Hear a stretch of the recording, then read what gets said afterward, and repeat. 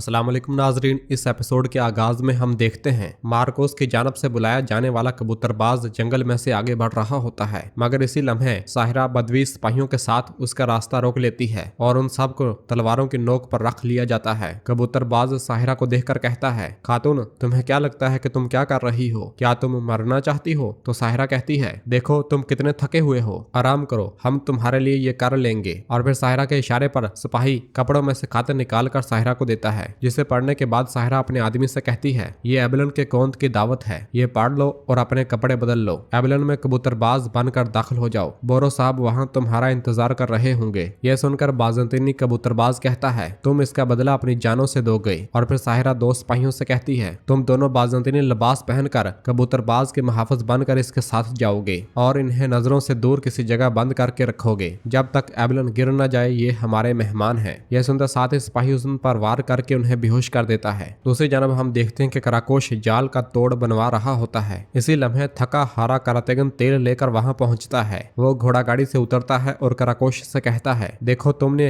हमें अपने जैसा बना दिया, हमारी कमर टूट गई है। ये कहते साथ ही वो अलबेस के साथ ड्रम निकाल कर रख देता है और कहता है, ये काला पानी क्या है? मैं इसे समझ नहीं सका, मैंने सब अकेले उठाया है। मैं सिपाहियों को हुक्म भी नहीं दे सकता था कि कहीं हमारी आवाजें बाहर न आ जाएं। मैंने ये सब अकेले उठाया है। तो वहां आने वाले सुल्तान कहते हैं, शिकायत मत करो करातेगन, ये खान तेल एबलन के लिए एक पुल साबित होगा। तो करातेगन कहता है, मेरे सुल्तान मैं ये नहीं जानता, लेकिन काश आपने मुझे इन सब जाल से ऊपर समझा होता, काश कि वो मेरे ऊपर से गुजर जाते, तब मैं ज्यादा राहत महसूस करता। और फिर सुल्तान कराकोश से पूछते हैं, क्या सूरत हाल है कराकोश? तो कराकोश कहता है, मेरे सुल्तान ये तकरीबन तैयार हो चुका है, हमने इसे नमूने के तौर पर उबाल लिया है। अलीसा और माइल्स का काफिला तेल की बड़ी मकदार लाएगा और जब वो आएंगे तो हम तेजी के साथ ड्रम भरना शुरू कर देंगे। तो सुल्तान कहते हैं, जल्दी करो कराकोश, तेल आने के बाद हमारे पास ज्यादा वक्त नहीं होगा। उधर एबलन किले में बोरो बालन के साथ आगे बढ़ रहा होता है। किसी लम्हे मार्कोस कबूतरबाज के साथ उनके पास आता है और कहता है, जनाब कबूतर पालने वाले आगे हैं। तो बालन उससे कहता है, एबलन में खुश आमदीद, जैसा कि तुम जानते हो हम नाजुक दौर से गुजर रहे हैं, किले का मुहासरा कर लिया गया है। अब इस तरह के हालात में खबर किसी भी चीज से ज्यादा अहम है। मुझे उम्मीद है कि तुम अपने काम में पेशावर होगे। तो मार्कोस कहता है, मैंने इसे काबिल एतमाद और बुजुर्ग उस्ताद की सिफारिश पर मदु किया है, उन्होंने कहा है कि ये अपने काम में माहिर है। तो बालन कहता है, महारत के साथ साथ सदाकत भी अहम है, अब जाओ और अपने काम पर लग जाओ। यह सुनते साथ ही कबूतरबाज चला जाता है और कमांडर आकर कहता है, जासूस की तरफ से खबर मिली है, सलाहुद्दीन किले तक तेल की अहम मदद फराहम करेगा। यह सुनकर बालन परेशान होते हुए कहता है, सलाहुद्दीन का मकसद दीवारों को गिराना हो सकता है, जैसा कि उसने बैतुल अहजान में किया था। तो बोरो कहता है, यह भी मुमकिन है कि वो मंजनीकों का इस्तेमाल करते हुए किले पर धावा बोल दे। तो बालन कमांडर से कहता है, तैयार हो जाओ, वो तेल किले तक नहीं पहुंचेगा, मैं बजाते खुद आऊंगा। तो बोरो कहता है, बिल्कुल, सलाहुद्दीन के खिलाफ तुम्हारी हर जीत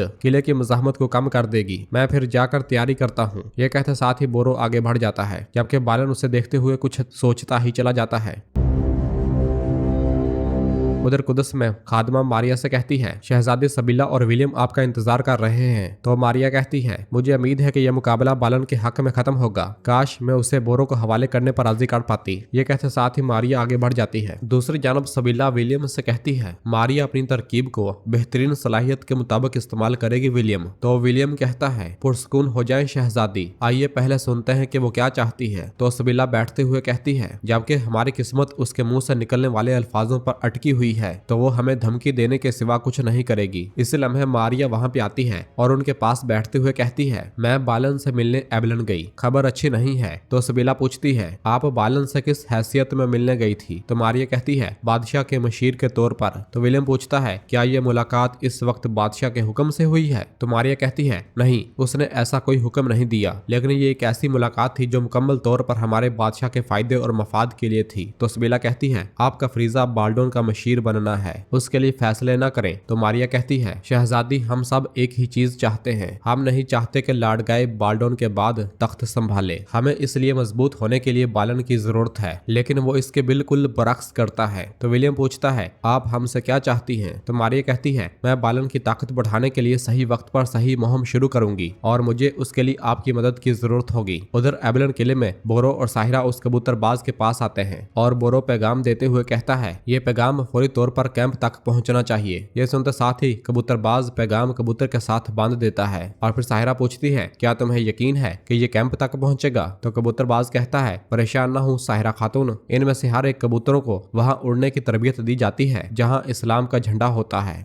तो बोरो पूछता है, अच्छा तो कैंप से ये वापस यहाँ तक कैसे पहुंचेंगे? तो कबूतरबाज कहता है, यहाँ पर हर कबूतर का एक साथी होता है, तो फिर ये दूसरे घोंसले में कैसे उतर सकता है? यह सुनते साथ ही बोरो कबूतर उड़ा देता है। उधर शाम में शमसा एक खत लिख रही होती है, मेरे मासूम दिल के फातिह सुल्तान आफंदी, मैंने अपने इश्क का रास्ता आपके लिए कुर्बान कर दिया। मेरी आंखें तुम्हारी याद में भीग जाती हैं। मेरी तरह कुदस के लोग भी तुम्हारे इंतजार में हैं। तुम्हारी तकलीफ का सुनकर मैं भी दर्द में मुब्तला हो जाती हूँ। इससे पहले के वक्त धोखा दे और मेरे साथ नाइंसाफी करे, आओ और मेरी मदद करो अफंदी। दूसरी जानब करारगाह में खलील सुल्तान के पास आता है और कहता है, हमें किले से एक तवील इंतजार के बाद खबर मिली है। बोरो की जानब से एक पैगाम है। तो सुल्तान पैगाम पढ़ते हुए कहते हैं, बालन को तेल के काफिले के बारे में मालूम हुआ है। वो घात लगाने की मनसूबाबंदी कर रहा है। हमें तेल की सख्त जरूरत है, हम उसे खतरे में नहीं डाल सकते। तो काजी फाजल पूछते हैं, हम क्या करेंगे? तो सुल्तान कहते हैं, हम दूसरा काफिला भेजेंगे जिसके पीछे बालन जाएगा। हम असल काफिले का रुख बदल देंगे।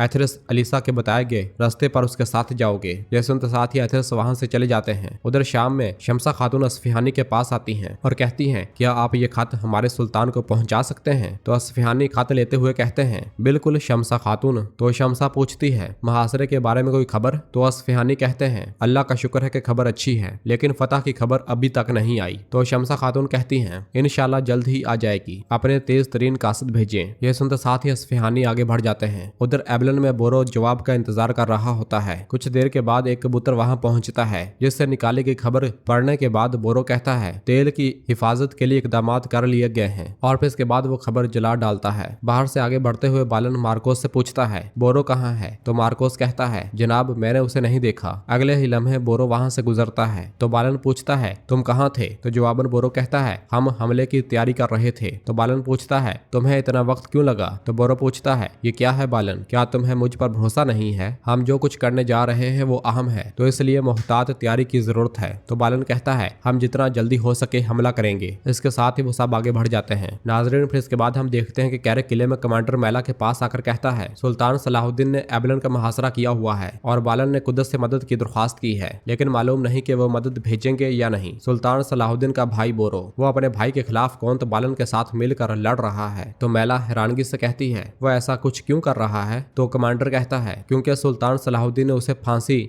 पर लटकाने का हुक्म जारी कर दिया था। और फिर मैला के इशारा करते साथ ही कमांडर वहां से चला जाता है और मैला कहती है, तुम्हारे पास अपने भाई के लिए भी कोई रायत नहीं है। दूसरी जानब जंगल में से एथरिस मंसूबे के मुताबिक अपने काफिले को आगे लेकर बढ़ रहे होते हैं। ड्रमों को देखते हुए इब्राहिम कहता है, कारातेगन ये बहुत भारी है, तुमने इनमें क्या डाला है? तो कारातेगन कहता है, मैंने इनमें गुसल का पानी डाला है। मैंने और अलबेस ने ये सारा पानी इस्तेमाल किया और सारा पानी इसमें डाल दिया, गहरे रंग का काला पानी। हम इसके साथ 2 घंटे नहाए जब तक कि हमारी जिल्द साफ न हो गई। अलबेस से इतनी मैल उतरी, अगर इसका वजन किया जाए तो अलबेस का वजन कम पड़ जाएगा। यह सुनते साथ ही सब हंसने लग जाते हैं। और फिर गोकबोरू कहता है, चुप हो जाओ, हमारा भाई मौत के दहाने पर है। एबलन में वो अपनी जान की बाजी लगा रहा है, हमें उसी के मुताबिक अमल करना होगा। तो बाइबोरा कहता है, गोकबोरू ठीक कह रहा है, हमें उनके लिए एक सख्त घात लगानी होगी। तो गोकबोरू कहता है, मकसद वाज़ेह है, कौन तो बालन को पकड़ना, मुर्दा या जिंदा। ये कहते और सुनते साथ ही वो सब आगे बढ़ जाते हैं।